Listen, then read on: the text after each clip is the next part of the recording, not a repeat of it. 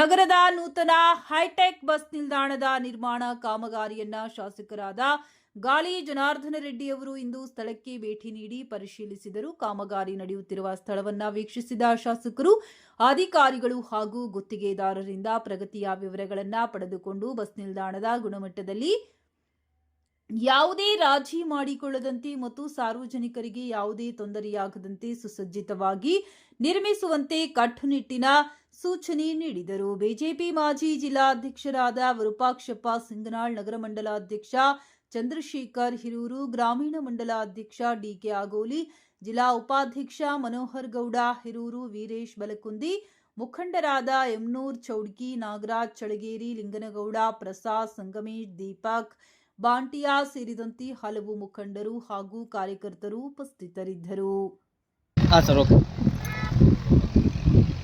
ಸುಮಾರು 18 ಕೋಟಿ ವೆಚ್ಚದಲ್ಲಿ ತಾವು ನೋಡ್ತಾ ಇದ್ದೀರಿ. ಎಷ್ಟು 8 ತಿಂಗಳಿಂದ ನಾವು ಭೂಮಿ ಪೂಜೆ ಮಾಡಿ 2 ತಿಂಗಳಾಗಿರುವಂಥದ್ದು.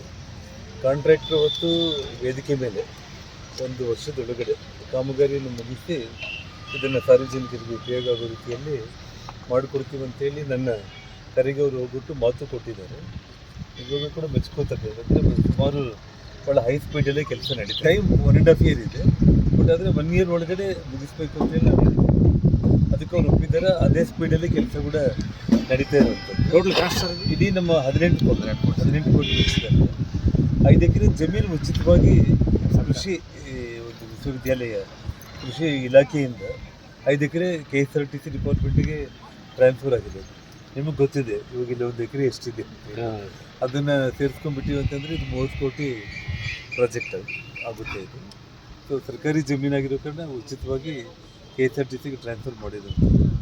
ಇದು ಇಡೀ ನಮ್ಮ ಕಲ್ಯಾಣ ಕರ್ನಾಟಕದಲ್ಲಿ ಡಿಸ್ಟ್ರಿಕ್ಟ್ ಹೆಡ್ ಕ್ವಾರ್ಟರ್ಗಳಿದ್ದರೆ ಗುಲ್ಬರ್ಗ ಅಂದರೆ ಮಹಾನಗರ, ಹಾಗೆಷ್ಟು ಪಾಪ್ಯುಲೇಟೆಡ್ ಮಹಾನಗರ ಪಾಲಿಕೆ. ಅಲ್ಲಿ ಇರುವಂಥ ಸ್ಯಾಟಲೈಟ್ ಬಸ್ ಸ್ಟ್ಯಾಂಡ್ ಏನಿದೆ ಅದೇ ಮಾಡೆಲ್ ಒಂದು ತಾಲೂಕು ಕೇಂದ್ರ ಆದರೂ ಕೂಡ ಇಲ್ಲಿ ಬರುವಂಥ ದಿನಗಳಲ್ಲಿ ಗಂಗಾವತಿಯ ಭಾಳ ವೇಗವಾಗಿ ಏನು ನಗರ ಅಭಿವೃದ್ಧಿ ಆಗ್ತಾ ಇದೆ. ಅಂಜನಾದ್ರಿ ಪುಣ್ಯಕ್ಷೇತ್ರ ಮತ್ತು ಪ್ರವಾಸಿಗರು ಇದೆಲ್ಲದರ ದೃಷ್ಟಿಯಲ್ಲಿ ಇಟ್ಕೊಂಡು ನಾನು ಈ ಹಿಂದಿನ ಸಚಿವರು ಸನ್ಮಾನ್ಯ ರಾಮಲಿಂಗಾರೆಡ್ಡಿ ಅವರ ಹತ್ರ ಮನವಿ ಮಾಡಿದಾಗ ತಕ್ಷಣ ನಾನು ನಿಮಗೆ ಹೇಳಬೇಕು ಅಂದರೆ 48 ಅವರ್ಸ್ನಲ್ಲಿ ಅವರು ಸ್ಯಾಂಕ್ಷನ್ ಮಾಡಿದ್ರು, 48 ಗಂಟೆಗಳಲ್ಲಿ. ಮತ್ತು ಕೃಷಿ ಇಲಾಖೆಯಿಂದ KSRTC ಇಲಾಖೆಗೆ ಲ್ಯಾಂಡ್ ಟ್ರಾನ್ಸ್ಫರ್ ಓವರ್ ಫೋನ್ ನಾನು ಚಲುವರಾಯ ಸ್ವಾಮಿ ಅವ್ರ ಹತ್ರ ಮಾತಾಡಿದಾಗ ಅದು ಕೂಡ 48 ಅವರ್ಸಲ್ಲೇ ಟ್ರಾನ್ಸ್ಫರ್ ಆಯಿತು KSRTC ಇಲಾಖೆಗೆ. ಅದಾದಮೇಲೆ ಅವರು ಟೆಂಡರ್ ಕರೆದಿರೋದು ಕೂಡ ತಕ್ಷಣ ಟೆಂಡರ್ ಕರೆದ್ರು.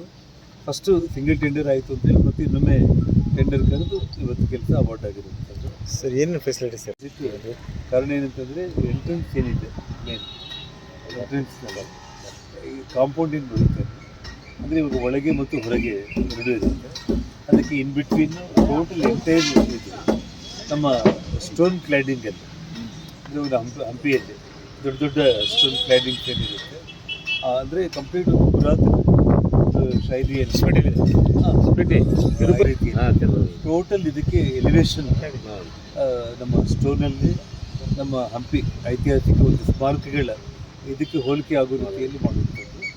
ಮತ್ತು ಒಳಗೆ ಹೊರಗೆ ಹೋಗುವಂಥದ್ದಕ್ಕೆ ಕೂಡ ಆರ್ಚ್ಗಳನ್ನು ತುಂಬ ಒಂದು ಸ್ಮಾರಕಗಳ ರೀತಿಯಲ್ಲೇ ಕಲ್ಲಲ್ಲೇ ಅವುಗಳನ್ನ ಕೂಡ ತಯಾರು ಮಾಡುವಂಥದ್ದು.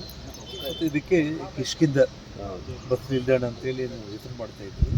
ಅದನ್ನು ಕೂಡ ಸ್ಟೋನಲ್ಲೇ ತುಂಬ ದೊಡ್ಡ ದೊಡ್ಡ ಲೇಟೆಸ್ಟ್ ಶಿಲ್ಪಕಲೆಯಲ್ಲೇ ಕಿಷ್ಕಿಂದ ಬಸ್ ನಿಲ್ದಾಣ ಅಂತೇಳಿ ಮಧ್ಯದಲ್ಲಿ ಕಂಪ್ಲೀಟ್ ಒಂದು ಒಳಗೆ ಮತ್ತು ಹೊರಗೆ ಆರ್ಚ್ಗಳು, ಹೊರಗಡೆ ಕಾಂಪೌಂಡ್ ಎಲ್ಲ ಸ್ಮಾರಕ ರೀತಿಯಲ್ಲಿ ಸ್ಟೋನ್ ಕ್ಲಾಡಿಂಗ್ಗಳು, ಮತ್ತು ಮಧ್ಯದಲ್ಲಿ ಆ ಕಿಷ್ಕಿಂದ ಬಸ್ ನಿಲ್ದಾಣ ಅನ್ನುವಂಥದ್ದನ್ನು ಕೂಡ ಸ್ಟೋನಲ್ಲೇ ಭಾಳ ದೊಡ್ಡ ಸೈಜಲ್ಲಿ ಹೆಚ್ಚು ಕಡಿಮೆ ಅಂದರೆ ಒಂದು 10 ಫೀಟ್ ಬರುವಂಥ ರೀತಿಯಲ್ಲಿ ಸಾರ್ವಜನಿಕರಿಗೆ ಚೆನ್ನಾಗಿ ಕಾಣುವಂಥ ರೀತಿಯಲ್ಲಿ ಮಾಡೋದಕ್ಕೆ ಪ್ಲ್ಯಾನ್ ಮಾಡಿದ್ದೀವಿ. ಏನು ಫ್ರಂಟ್ ಎಲಿವೇಶನ್ ಇದೆಯಲ್ಲ ಇದೆಲ್ಲ ಕೂಡ ಕಂಪ್ಲೀಟ್ ನಮ್ಮ ಸ್ಟೋನ್ ಇದರಲ್ಲಿ ಫ್ಲವರ್ ಬರೋ ರೀತಿಯಲ್ಲಿ ಪೆಟಲ್ಸ್ ಏನು ಬರ್ತಾವಲ್ಲ ದೇವಸ್ಥಾನಗಳಲ್ಲಿ ನಾವು ನೋಡ್ತೀವಿ ಆ ಥರ ಬರೋದು ಮಾಡಿಬಿಟ್ಟು ಇಲ್ಲಿ ಕೂಡ ಕಿಷ್ಕಿಂದ ಬಸ್ ನಿಲ್ದಾಣ ಅಂತ ಹೇಳಿ ಇದು ಮಾಡ್ಬೋದು.